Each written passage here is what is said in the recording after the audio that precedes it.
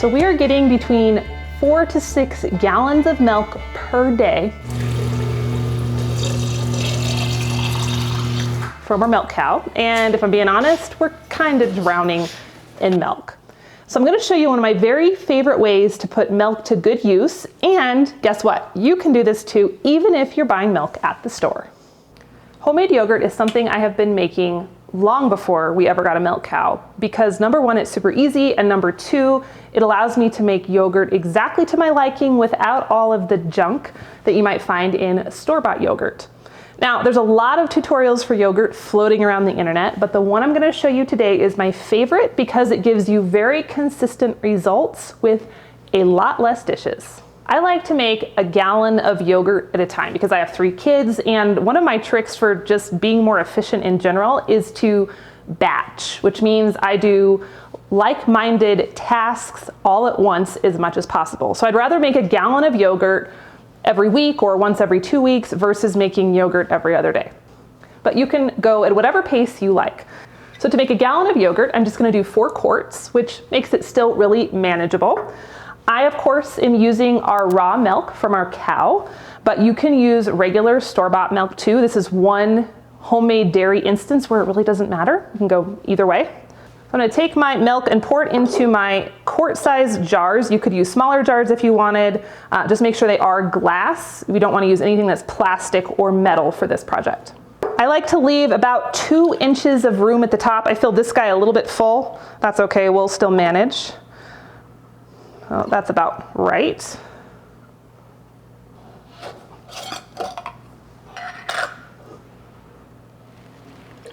And you do want to make sure that your jars are really clean before you do this. If you can run them through the sterilization cycle in your dishwasher or just really, really hot water, that's perfect. Next up, we're going to cook the milk, which I know this makes a lot of people a little bit upset, especially if they're starting with raw milk, but it's really important because if we try to make yogurt with unpasteurized raw milk, then the bacteria cultures compete and it never sets up. So it's kind of runny and stringy and you wouldn't want to eat it. There are special cultures that you can buy that are specifically designed to culture uncooked milk, but I don't have those today. I'm just using regular old yogurt. I'll show you that in a minute. So we're going to heat this milk to 180 degrees before we add our culture. Here's my little trick to avoid the dishes. So a lot of times recipes will tell you to put all your milk right into the pot and heat it up that way, but then you have to wash this pot, and sometimes when you have scalded milk, it kind of sticks and it makes a mess. I like to scald my milk right in the jars that I'm going to be keeping the yogurt in. So I'm going to make a water bath here. I have my nice big stock pot. And then my trick is I like to put a dishcloth in the bottom. And this is going to make sure that the jars, when they're starting to heat up, they rattle a little bit. I don't want them to break. Side note, I get a lot of questions about this pot filler every time I show it on video. I adore it. I would totally put it in my next kitchen. It is a game changer when I'm canning. I'm filling up big pots of water like today. I pretty much love it. And then I'll just fill my pot about halfway up with water. Just does splatter a little bit. Now we're gonna put the jars in the water bath. I like to have the water level come up right to the shoulder of the jar. If I go higher than that, it's going to bubble into the milk while it's cooking, and that's not great. So I noticed that my water level is a little too full as I started to add the jars. So I'm gonna pull a little bit out so it doesn't bubble into my milk as we're doing our pasteurization. And now I'm just gonna let these heat till they're about 180 degrees. I will monitor this with my handy dandy kitchen thermometer. You can stir them every so often if you like. The milk will start to develop a little bit of a skin on top. That's no big deal. It actually means you're getting close. And I don't know, this takes a little while at medium-high heat, so you can be in your kitchen doing other things or just hang out and go read a book while you're waiting. Okay, so I just like to check this, I don't know, every so often just to see how we're coming. It can take a little while, so be patient. And these guys are right at around 180 degrees, so I'm gonna pull them out. Now they are slippery and very hot, so I'm gonna use my canning grabber and put them over here on the counter on a dishcloth to cool.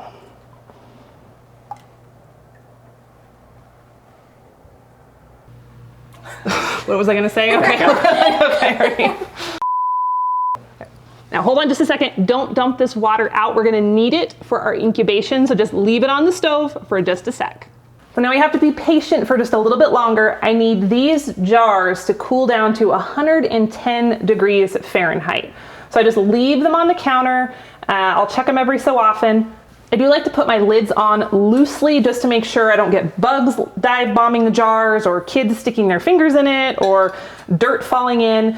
But these can take a little while to cool down. If you're really impatient, you can stick them in your refrigerator for a bit, but every time I do that, I completely forget they're there and they cool down too much. So I just leave them on the counter and try to be patient. So I've been watching these guys. We're getting close to that 110 degree Fahrenheit range. One way I kind of gauge is if I can touch the jars, they're gonna be warm, but not so hot that I feel like I have to jerk my hand away. I know I'm getting close. And these are right about where they should be. So at this point, I'm gonna add my yogurt culture. You can buy special culture just for making yogurt. There's nothing wrong with that. I prefer to use just a good quality yogurt from the store. You want to make sure you're getting a brand that has the live cultures in it. Some of the sweeter, more processed brands of yogurt that you'd find at your typical grocery store don't have the live culture bacteria anymore and they won't work. This is a great option. Anything that's organic and it has the cultures listed on the label is going to be a safe bet. So just pop my lids off here. And I'm gonna add 2 tablespoons of yogurt per each quart jar. And no, I'm not measuring it perfectly. I'm just eyeballing it because close definitely counts for this recipe. So 1, 2,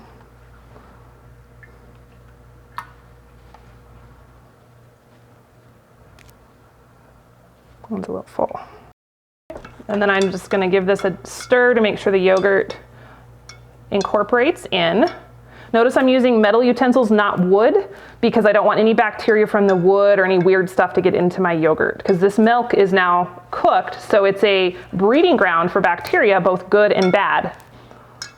So I know when I just said breeding ground for bacteria, some of you went, but let me explain, because this is really important as you start to venture into homestead cooking and understand natural foods. Not all bacteria is bad, and we need these bacteria to help us culture our dairy products and ferment our cabbage into sauerkraut and all of those beautiful things. And so yogurt is something you don't have to be afraid of. So even though it may seem counterintuitive to you to incubate a jar of milk in a warm environment and then eat it, this is about as natural as it can get, and because of all this good bacteria we're introducing, you don't have to worry about this becoming unsafe. In all my years of yogurt making, I've never had a single batch of homemade yogurt turn icky. It's always been good and it lasts forever because of all the good bacteria in here. And now it's time to incubate. So in order for all those amazing bacterial cultures to do their thing and turn this liquid milk into thick yogurt, they need to be kept warm for about 24 hours. And there's a couple of different ways you can do this. The way I did it forever was to take a cooler, like the kind you would pack your lunch in, a plastic hard-sided cooler, and I would fill it up with my leftover heated water. I want this water to be in about the 120 degree Fahrenheit range. Pour it in the cooler, set the jars inside, and close the lid. Generally, that would keep the jars warm enough to let the bacteria do its thing. But these days, I use a food dehydrator to incubate instead. So if you have a dehydrator that allows you to take the racks out of it, it makes the perfect incubation chamber.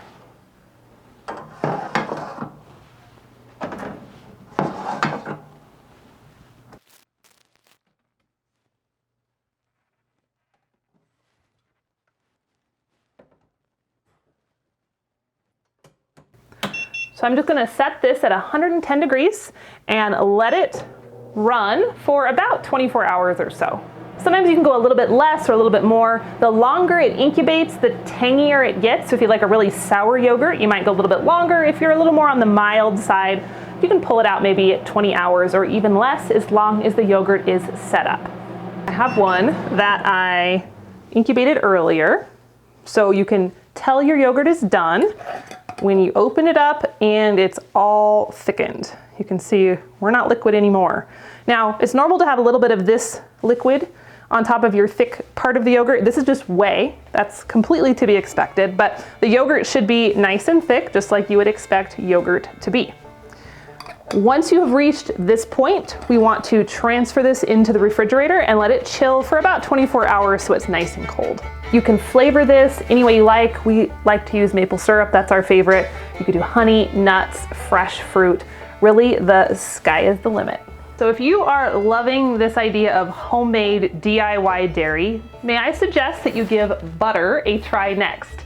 It's definitely one of the most delicious things you can make at home, and this video will show you how to do it.